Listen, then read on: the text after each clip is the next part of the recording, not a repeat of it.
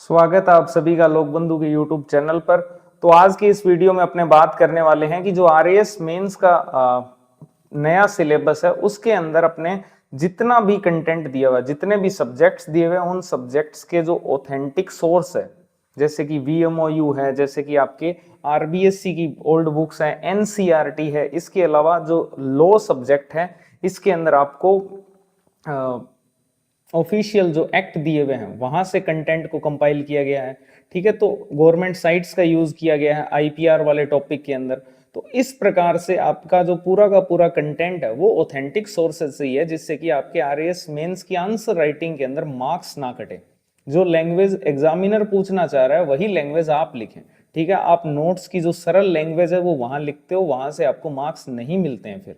ठीक है, क्योंकि जो एग्जामिनर है वो एक मैनुअल के अकॉर्डिंग ही कॉपी चेक करता है और वो मैनुअल ऑथेंटिक सोर्सेज से ही रेडी होता है। ठीक है, तो आपको भी इसको शिफ्ट करना पड़ेगा ऑथेंटिक सोर्सेज के कंटेंट की तरफ। तो उसी कड़ी में अपने पब्लिक एडमिनिस्ट्रेशन लोक प्रशासन का पूरा जो पाठ्यक्रम है उसके ऑथेंटिक सोर्स से कंपाइल करके आपको पीडीएफ पहले ही प्रोवाइड करवा दी थी टेलीग्राम चैनल पर, और उसके बाद में विश्व भूगोल यानी कि वर्ल्ड ज्योग्राफी की पीडीएफ मैंने आपको प्रोवाइड करवा दी थी, जिसमें कि अलग अलग सोर्सेज को यूज करके सिलेबस वाइज और क्रम वाइज पूरा का पूरा कंटेंट जो है वो कंपाइल किया गया था। ठीक है, अभी टेलीग्राम जो है वो चल नहीं रहा है, तो ये कंटेंट आपको कहाँ मिल रहा है वो मैं आपको बता दूंगा कुछ दिन तक। ठीक है, वैसे तो टेलीग्राम पे रीअपलोड होने ही वाला है।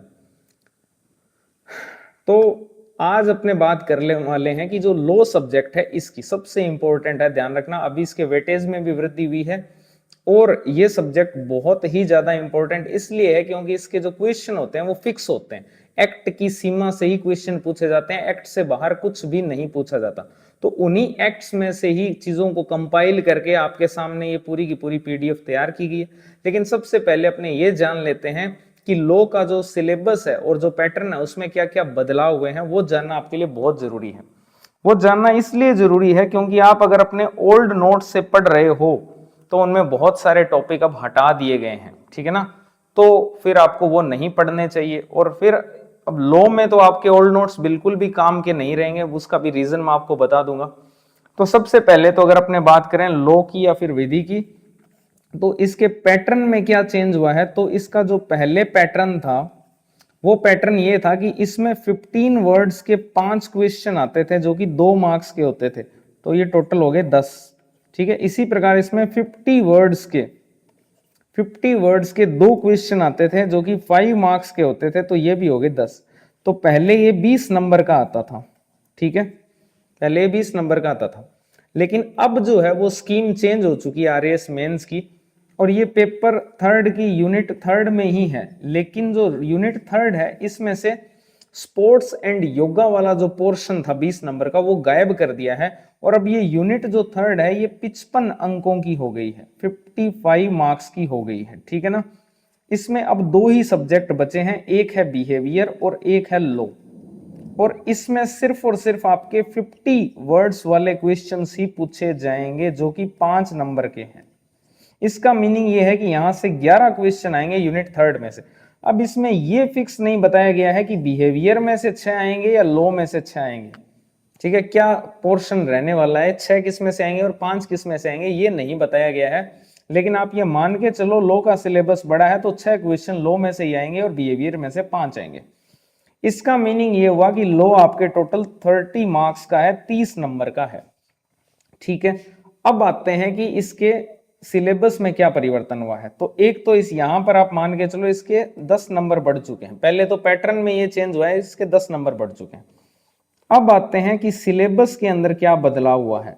सिलेबस के अंदर सबसे बड़ा बदलाव तो यही देखने को मिला है कि पहले आपको एक्ट जो दिए होते थे वो सारे ही पढ़ने होते थे, लेकिन अब जो सिलेबस है उसके अंदर वेल डिफाइंड कर दिया इनको, वेल डिफाइंड कर दिया इनको। कौन कौन सी धाराएं पढ़नी है ये फिक्स करके दे दिया, जो परिभाषाएं हैं वो कौन कौन सी पढ़नी है ये फिक्स करके दे दिया आपको, और कुछ टॉपिक समाप्त कर दिए। ठीक है, तो इसलिए अब पहले जो आपने एक्ट पढ़ रखे थे वो आपने सारे के सारे पूरा एक्ट पढ़ रखा था, लेकिन वर्तमान में जो है आपको एक्ट के अंदर क्या क्या चीजें पढ़नी है वो डिफाइन किया हुआ है। ठीक है, जैसे कि अगर आपको मैं पहले वाला सिलेबस दिखाऊं, तो जो पहले वाला सिलेबस था इसका, उसमें ये जो टॉपिक लिखा हुआ है विधि की अवधारणा, जिसके अंदर स्वामित्व, कब्जा, व्यक्तित्व, दायित्व, अधिकार और कर्तव्य दिए हुए हैं, ये टॉपिक अब वर्तमान में हटा दिया गया है। ठीक है, तो इस टॉपिक को पढ़ने की आपको कोई भी नीड नहीं है। फिर यहां पर जो वर्तमान विधिक मुद्दे हैं, इसमें सूचना का अधिकार तो है अभी भी, सूचना प्रौद्योगिकी विधि भी है, लेकिन ये जो साइबर अपराध दिया हुआ है ना, साइबर अपराध की अवधारणा, उद्देश्य और प्रत्याशाएं, ये टॉपिक अब हटा दिया गया है। ठीक है, आईपीआर अभी भी है वर्तमान में भी, और इसमें तीसरे टॉपिक में स्त्रियों और बालकों के विरुद्ध जो अपराध है, इसमें ये जो बाल श्रमिकों से संबंधित विधि टॉपिक है, इसको अब कंप्लीटली हटा दिया गया है। ठीक है, बाकी के ये सारे टॉपिक पढ़े हैं और उसके अलावा कुछ नए टॉपिक ऐड हुए हैं, और वो क्या क्या हुए हैं वो मैं आपको बता देता हूँ। ठीक है, ये वो पीडीएफ है 225 पेज की, ये कहाँ मिलेगी ये मैं आपको आगे बताने वाला हूँ। ठीक है, जो कि पूरी तरह से जो ओरिजिनल एक्ट है, जो ओरिजिनल एक्ट हैं उन्हीं से तैयार की गई है, एडिट करके उनको, और गवर्नमेंट की वेबसाइट जो कि आईपीआर वाले टॉपिक के लिए यूज की गई है। ठीक है ना, इसकी जो पीडीएफ है वो आपको लोकबंधु का जो ऐप है वहां पर आरएएस मेंस टेस्ट सीरीज का बैच है, उसके अंदर आपको ये फ्री में मिल जाएगी। ठीक है, कंटेंट में जाना वहां पे आप, वहां आपको ये फ्री में मिल जाएगी। ठीक है, अदरवाइज आप व्हाट्सएप पर कंफर्म कर सकते हो अगर आपको नहीं मिल रही है तो, पर पहले ढूंढने की ही कोशिश करना। अब आते हैं वर्तमान के अंदर इसका विधि का पाठ्यक्रम क्या है। तो इसमें आरटीआई एक्ट जो है, इसकी धारा 1 से 20 तक ही आपको पढ़नी है, इसको पूरा नहीं पढ़ना है। आईटी एक्ट जो है, इसकी धारा 1 पढ़नी है, और धारा 2 के अंदर जो परिभाषाएं दी हुई है उसमें सारी परिभाषाएं नहीं पढ़नी है, ये जो लिखी हुई है सिर्फ यही पढ़नी है। और आपकी जो ये पीडीएफ मैंने बनाई है, इसमें बाकी सारी जो परिभाषाएं उन सबको हटा दिया गया है। बाकी जितनी भी धाराएं इसमें नहीं दी गई है वो सब हटा दी गई है उस ओरिजिनल एक्ट में से। बहुत बड़े बड़े एक्ट थे, उन सबको हटाया गया है, जो इस सिलेबस में नहीं दिया हुआ है वो सारे पॉइंट्स हटा दिए गए। तो आप निश्चिंत रूप से इस 225 पेज की पीडीएफ है, जिसमें लॉ का पूरा 100% कवरेज है, इसी से ही सारा पेपर बनेगा, इसी से एक भी चीज बाहर नहीं जाने वाली है। तो आपकी मर्जी है, आप नोट से पढ़ लो या फिर इनसे पढ़ लो। इनसे पढ़ोगे तो आपके दिमाग में 1% भी इधर उधर नहीं रहेगा कि मैं जो पढ़ रहा हूं उसमें से आएगा या नहीं आएगा। ठीक है, दूसरा कोई भी कंटेंट पढ़ोगे तो आपके दिमाग में हमेशा डायलेमा बना ही रहेगा। यहां से उस डायलेमा की पूर्ण रूप से समाप्ति हो जाएगी आगे जब आप पीडीएफ देखोगे। ठीक है, इसके अलावा जो डीएवी एक्ट 2005 है, इसके अंदर आपको धारा 1 से 29 तक पढ़नी है, और उसके बाद में धारा 30 नहीं दी हुई, सिर्फ 31 दी हुई है। तो ये 30 भी यहां से इस पीडीएफ में से हटा दी जाएगी। ठीक है, फिर इसके बाद में कार्यस्थल पर जो लैंगिक उत्पीड़न वाला जो एक्ट है, ओरिजिनल जो एक्ट दिया हुआ है, उस वो कम से कम 250 पेज का है वो, जिसके अंदर आपके बहुत सारे विधेयक वगैरह दे रखे हैं, तो उन सबको हटा दिया गया है। और जो इसमें पूछा गया है 1 से लेकर 9, और उसमें धारा 10 नहीं दी हुई है, इसमें ध्यान रखना 11 से 20 तक ही है, तो वो भी हटा दी गई है धारा 10 भी। ठीक है, इसके अलावा पॉक्सो एक्ट की धारा 1 से 15 है, माता पिता और वरिष्ठ नागरिकों का भरण पोषण है, धारा 1 से 25 है इसकी। ठीक है, इसके बाद में ये जो राजस्थान की भूमि विधियां हैं, तो इसमें भी डिफाइन करके दिया हुआ है सारी कुछ चीजें। लेकिन इसमें मैं आपको एक चीज बताना चाहता हूं, ये जो राजस्थान की भूमि विधियां हैं, इनकी जो ऑफिशियल पीडीएफ्स है वो इंग्लिश में ही अवेलेबल है, वो हिंदी के अंदर ऑफिशियल अवेलेबल ही नहीं है। तो एक बार के लिए तो मैंने इंग्लिश वाली ही पीडीएफ इसमें मर्ज कर दी है, लेकिन बाद में आपको मैं इसकी हिंदी में आवश्यक रूप से प्रोवाइड करवा दूंगा, इसकी चिंता आपको नहीं करनी है। सिर्फ ये 2 की, ठीक है, इन 2 की आपको इंग्लिश में मिलेगी, लेकिन आप इजीली, बहुत इजी लैंग्वेज है, उसमें समझ सकते हो, और बहुत ही जल्दी जो है, जो ये शायद टेस्ट 3 के अंदर होगा अपने आरएस मेंस के, उससे पहले आपको हिंदी में जल्दी ही प्रोवाइड करवा देंगे इन 2 टॉपिक की। ठीक है, फिर इसके बाद में भारतीय न्याय संहिता जो नया, ये एक नया एक्ट ऐड हुआ है इसके अंदर, और भारतीय नागरिक सुरक्षा संहिता, ये 2 नए ऐड हुए हैं इसमें। ठीक है, तो इनमें भी डिफाइन किया हुआ है ये चीजें ही पढ़नी है, तो ये चीजें ही इस पीडीएफ में रखी गई है। ठीक है, तो 1% भी आपको चिंता नहीं करनी है, एक भी फालतू कंटेंट नहीं है, सारा का सारा जो सिलेबस में लिखी गई है वही चीजें रखी गई है, पूरा का पूरा 1 दिन लग गया इसको करने में। ठीक है ना, बौद्धिक संपदा अधिकार जो है, ये पूरा का पूरा जो डीपीआईआईटी है, जो आपके उद्योग संवर्धन विभाग है वाणिज्य मंत्रालय के अंतर्गत, उसके अंदर ये बहुत ही डिटेल में दिया हुआ है ये टॉपिक, इसकी संकल्पना, प्रकार, प्रयोजन, ठीक है, वहां से पूरा का पूरा लिया गया है। तो अब मैं आपको ये पीडीएफ दिखा देता हूं। इस प्रकार से ये आरटीआई एक्ट से शुरू हो रही है और इसमें आप देखोगे कि किस प्रकार से जो जो धाराएं इसमें छोड़नी थी वो छोड़ दी गई है।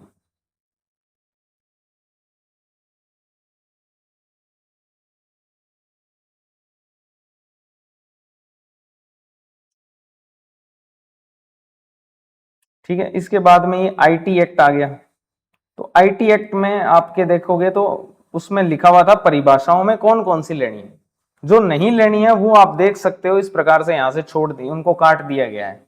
ठीक है, जो परिभाषाएं आपको पढ़नी थी वो ये रही, ये परिभाषाएं पढ़नी थी तो यही यही रखी गई है। तो आपके दिमाग में 1% भी वो मानसिक पीड़ा नहीं होगी कि यार ये पढ़नी थी, ये नहीं पढ़नी थी, ये पढ़नी थी, कुछ नहीं करना, यही पीडीएफ पढ़नी है सारी की सारी। ठीक है, तो इस प्रकार से इनको कट कर दिया गया यहां से। तो ये पूरा का पूरा जो कंटेंट है वो आपका पूरी तरह से ऑथेंटिक सोर्सेज में से एक भी शब्द इधर उधर नहीं किया गया है, पूरा का पूरा ऑथेंटिक है। अब मैं आपको दिखा देता हूं ये जो बौद्धिक संपदा अधिकार वाला टॉपिक था ये कहां से लिया गया है। बाकी तो सारे एक्ट हैं, उनके ओरिजिनल डॉक्यूमेंट है, वहां से लिया गया, और उसमें बस राजस्थान की भूमि विधियां जो है वो इंग्लिश में रखी गई है एक बार के लिए। जल्दी ही वो हिंदी में प्रोवाइड करवा देंगे, क्योंकि उसकी हिंदी में ओरिजिनल डॉक्यूमेंट जो है वो अवेलेबल नहीं है, वो हम प्रोवाइड करवा देंगे। ठीक है, तो इसके लिए आपको एनसीईआरटी की कक्षा 11 के अंदर जाना, वहां पर कुछ प्रकार बताए गए थे, वीएमओयू के अंदर भी बताए गए हैं। इसके अलावा मेन सोर्स है इसका डीपीआईटी, वाणिज्य और उद्योग मंत्रालय, भारत सरकार के अधीन जो है।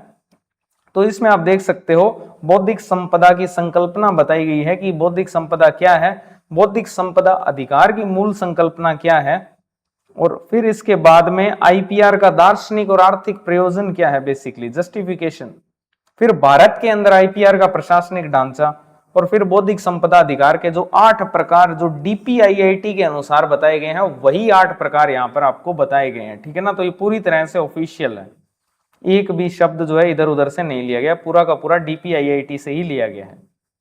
ठीक है, तो ये आपने शायद पढ़े ही नहीं होंगे, व्यापार रहस्य। इस प्रकार फिर इनको एक टेबल के थ्रू मैंने कंपाइल भी करके दिया है, इनसे रिलेटेड अधिनियम, नोडल मंत्रालय, उनकी सुरक्षा की अवधि को। ठीक है, तो ये भी पूछा जा सकता है। फिर लास्ट में एक टॉपिक प्रयोजन और महत्व का है। तो इस प्रकार से आपको पूरा का पूरा जो कंटेंट है वो सिलेबस वाइज है, और पूरा का पूरा एक भी पॉइंट बाहर नहीं है कुछ भी सिलेबस से, सारा का सारा टू द पॉइंट सिलेबस।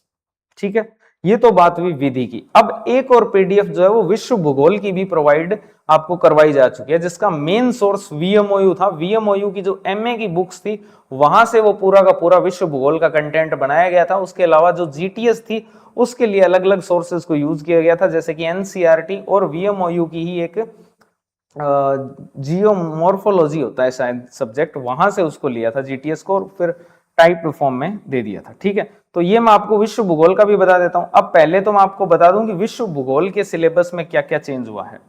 ठीक है, तो ये आपको लॉ में बता दिया, विश्व भूगोल के सिलेबस में क्या चेंज हुआ है। पैटर्न तो ऑलमोस्ट सेम ही है, ठीक है, पैटर्न में कोई चेंज नहीं। विश्व भूगोल में एज सच इतना ज्यादा चेंज नहीं हुआ है, बस ये एक टॉपिक भू राजनीतिक समस्याएं जो है इसको हटा दिया गया और कुछ नए टॉपिक ऐड किए गए हैं। बाकी ये टॉपिक अभी भी है, अभी भी ये टॉपिक है। ठीक है, और इनमें डिफाइन कर दिया गया है कि इनके प्रकार और वितरण को ही आपको पढ़ना है, प्रकार और वितरण दो ही टॉपिक पढ़ने हैं इनमें। ठीक है, भूकंप ज्वालामुखी अभी भी है, पर्यावरणीय मुद्दे भी हैं। ठीक है, तो मैं आपको इसमें बता देता हूँ विश्व भूगोल में। तो ये विश्व भूगोल की पीडीएफ है जो आपको टेलीग्राम पे भी अवेलेबल है और अभी ऐप पे भी मिल जाएगी। ठीक है, ऐप पे मैंने आपको बता दिया कैसे मिलेगी, अगर नहीं समझ आया तो वापस बता दूंगा, बट इस नंबर पे भी आप कंफर्मेशन ले सकते हो। ठीक है, तो ये जो विश्व भूगोल का कंटेंट था वो सारा का सारा वीएमओयू, एनसीईआरटी और सविंदर सिंह से, क्योंकि जो भौतिक स्थलाकृतियां हैं उनका प्रकार और वितरण पूछा गया है, तो इसमें प्रकार तो आपको मिल जाएगा, लेकिन वितरण जो है किस प्रकार से वो आपको सारा का सारा सविंदर सिंह के अंदर लिया है। तो एक स्टैंडर्ड बुक का भी यूज किया गया है। ठीक है, इस एक टॉपिक के लिए बाकी सब में ऑलमोस्ट VMOU का ही कंटेंट है। देखो ये पृथ्वी की आंतरिक संरचना, भूवैज्ञानिक समय सारणी पहले भी था अब भी है, ये भौतिक शिलाकृतियां पहले भी था अब भी है, भूकंप ज्वालामुखी पहले भी था अब भी है, पर्यावरण संबंधी मुद्दे पहले भी था अब भी है, लेकिन ये एक नया टॉपिक ऐड हुआ है, भू राजनीतिक समस्याओं को हटाकर जलवायु, सूर्याभिताप, वायुमंडलीय परिसंचरण, आर्द्रता और वर्षण। ठीक है, ये टॉपिक और इसी पूरे सिलेबस की जो है पूरी की पूरी PDF जो है वो आपके लिए बनाई गई है ये। ठीक है, तो ये आप देख सकते हो इस प्रकार से पृथ्वी की आंतरिक संरचना से स्टार्ट हुआ है पूरा का पूरा, और फिर अपना ये इस प्रकार से। तो इसमें सिंपल ये 168 पेज की ही है। ठीक है, 168 पेज की है पूरी की पूरी वर्ल्ड ज्योग्राफी, पूरा ऑथेंटिक कंटेंट है, इससे बाहर कुछ नहीं जाएगा, और इवन आपके आंसर भी इसी के अकॉर्डिंग चेक होंगे। ठीक है, जैसे आप देखो यहाँ पर अगली क्लास में मैं आपको बताऊंगा किस प्रकार से आपके पास में जो नोट्स हैं, अगर आप इनको नहीं पढ़ना चाहते, अपने नोट्स पढ़ना चाहते हो और इनको वैल्यू एडिशन के रूप में लेना चाहते हो, वो भी मैं आपको बताने वाला हूँ कैसे आप इसको वैल्यू एडिशन कर सकते हो अपने नोट्स में। तो आपने स्वेस का वर्गीकरण पढ़ा होगा आंतरिक पृथ्वी की आंतरिक संरचना का, लेकिन अगर उसने दिल्ली का वर्गीकरण पूछ लिया फिर क्या करोगे? VMOU की MA की बुक में दिया हुआ दिल्ली का वर्गीकरण। ठीक है, होम्स का वर्गीकरण पूछ लिया फिर क्या करोगे? वांडर ग्राट तो आप पढ़ते ही हो, चलो ठीक है, वो भी यहां पर अच्छे से दिया हुआ है, ध्यान से समझना। ठीक है, जेफरीज का वर्गीकरण दिया हुआ है। तो ये सारे इस प्रकार से 3 और वर्गीकरण भी दिए हुए हैं, जो 2 पढ़ते हो आप, उसके अलावा 3 और यहाँ नए मिल जाएंगे। ठीक है, तो ये चीज है पूरी की पूरी। इसके अलावा मॉडर्न कंसेप्ट भी दिए हुए हैं पृथ्वी की आंतरिक संरचना के। तो इस प्रकार से पूरा का पूरा जो कंटेंट है वो VMOU NCERT यहाँ से तैयार किया गया। इसके बाद ये देख लो आप भूवैज्ञानिक समय सारणी, तो ये जो पूरी की पूरी टेबल है ये NCERT से ली गई है। फिर इसके बाद में अलग अलग सोर्सेस से कंबाइंड करके सरल भाषा में GTS आपको प्रोवाइड करवाई गई है यहाँ पर। ठीक है, इस प्रकार से आप देख सकते हो पैलियोजोइक महाकल्प। ठीक है,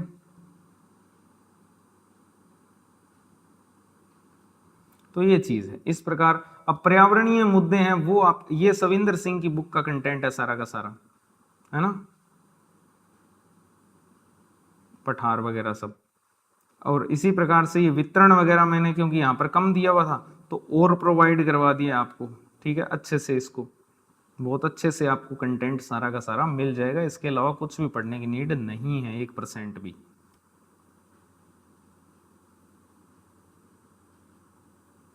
ये भूकंप ज्वालामुखी पूरा का पूरा VMOU में दिया हुआ है। ठीक है, तो इस प्रकार से पूरी की पूरी सिलेबस की PDF तैयार की गई है ऑथेंटिक सोर्सेज में से।